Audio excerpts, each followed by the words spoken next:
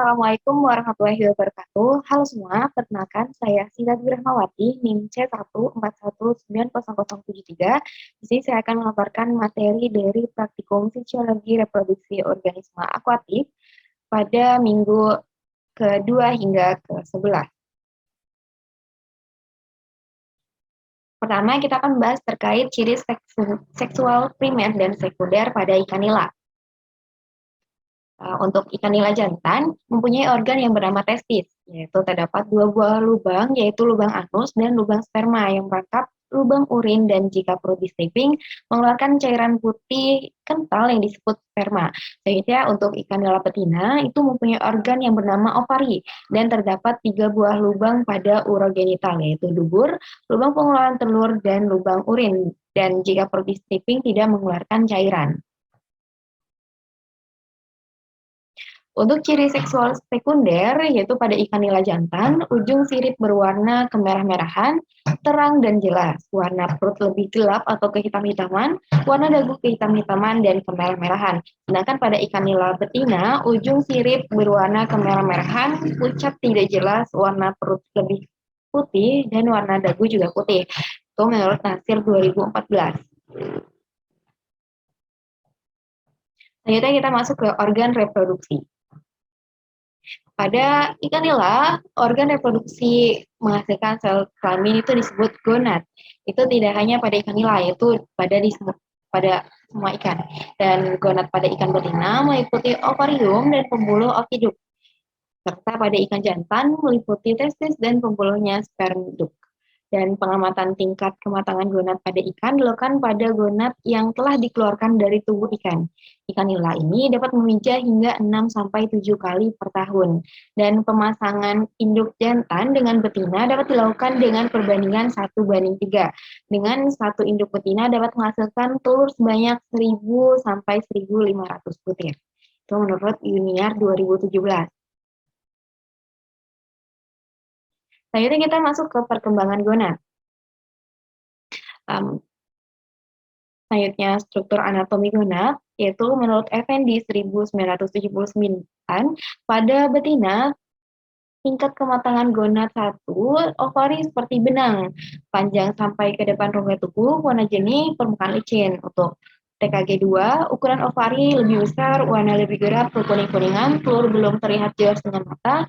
Selanjutnya untuk yang ketiga, ovari berwarna kuning. Secara morfologi, telur mulai kelihatan butir dengan mata.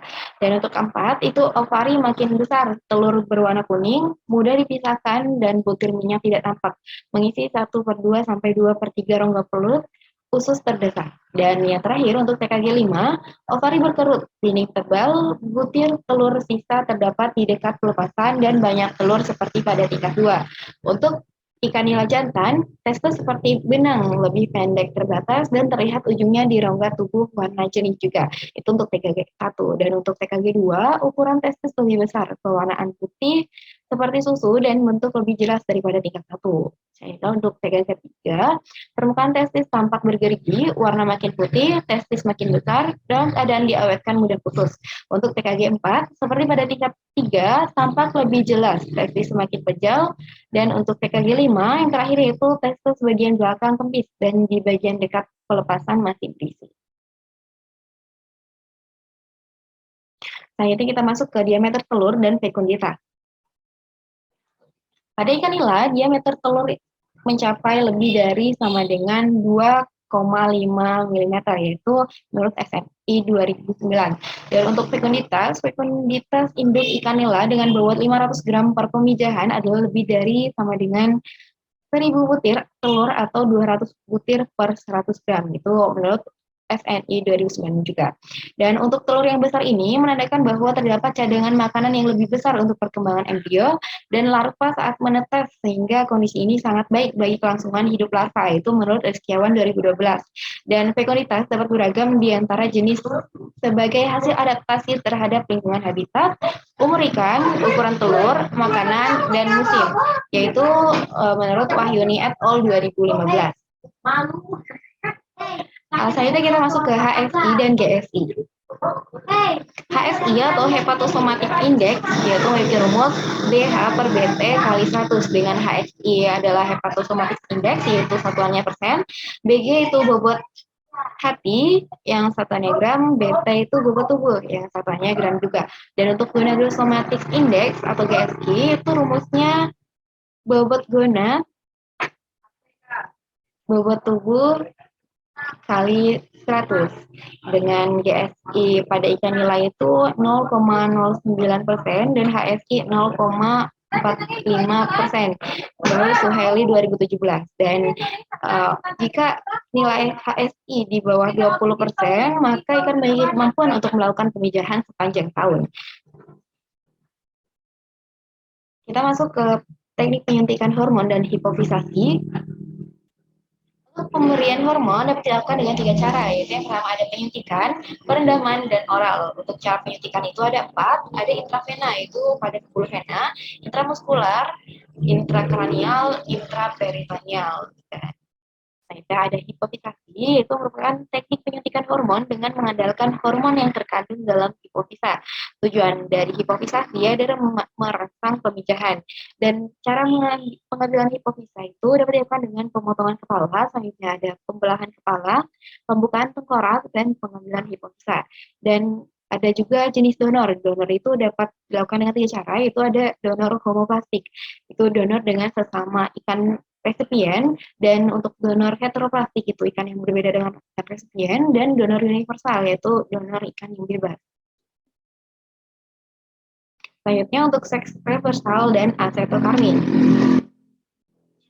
Seks reversal, teknik pengarahan diferensiasi kelamin untuk mengubah jenis kelamin secara buatan dari jenis kelamin jantan secara genetik menjadi berjenis kelamin betina fenotip atau sebaliknya. Itu menurut Emilda 2015. Dan seks reversal ini dapat dilakukan dengan 3 cara, yaitu oral, perendaman, dan penyuntikan. Dan pada praktikum yang sudah kami lakukan, yaitu dilakukan dengan perendaman. Dan teknik perendaman ini dilakukan dengan cara yang pertama adalah menyiapkan wadah dan air. Selanjutnya siapkan pula hormon 17 alfa metil testosteron yang dilarutkan dalam alkohol, lalu dimasukkan pula dalam air. Dan benih selanjutnya diberikan dosis dan oksigen juga. Selanjutnya menunggu. Untuk acetokarmin, yaitu larutan pewarna yang digunakan untuk mewarnai gonad saat pemeriksaan dengan mikroskop. Itu menurut Tatlede et al. 2019. Dan teknik acetokarmin ini dapat dilakukan dengan membedah ikan yang akan diuji, lalu diletakkan pada gelas objek, gonad yang sudah dicaca, dan diwarnai dengan larutan acetokarmin. Acetokarmin ini dapat menimbulkan warna merah terang, sehingga memudahkan dalam mengamati gonad di bawah mikroskop. Berikut merupakan hasil pengamatan dengan mikroskop gonad benih ikan nila yang sudah diberi pewarna acetokarmin. Selanjutnya kita masuk ke teknik bioassay. Untuk teknik bioassay itu adalah uji tanggal organisme dalam menentukan keberadaan atau konsentrasi bahan kimia. Dan pada teknik bioassay ini dilakukan dengan metode ELISA. Dan metode ini itu metode deteksi antibodi berdasarkan prinsip ikatan antigen antibodi spesifik. Dengan prinsip kerja itu berdasarkan prinsip ikatan antigen antibodi yang sebelumnya sudah saya katakan, itu menggunakan panjang gelombang sebagai pembacaan dalam ELISA reader. Selanjutnya ada preservasi sperma.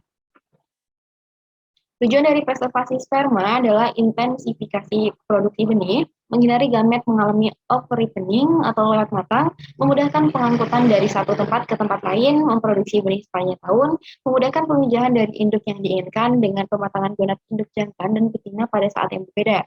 Dan kegiatan ini dilakukan untuk meningkatkan daya simpan sperma dengan tetap menjaga sifat-sifat fungsi dari sperma. Ada motilitas sperma juga, itu pergerakan sperma. Dengan kriteria yang pertama adalah gerakan sangat progresif, gelombang sangat besar dan cepat menunjukkan 100% sperma motil, itu nilainya 100%. Untuk nilai 90%, gerakan progresif yang gesit dan segera membentuk gelombang dengan 90% sperma motil. Dan antara 50-80% itu sperma bergerak progresif dan menghasilkan gerakan massa. Gerakan melingkar kurang dari 50%, bergerak dan tidak ada gelombang.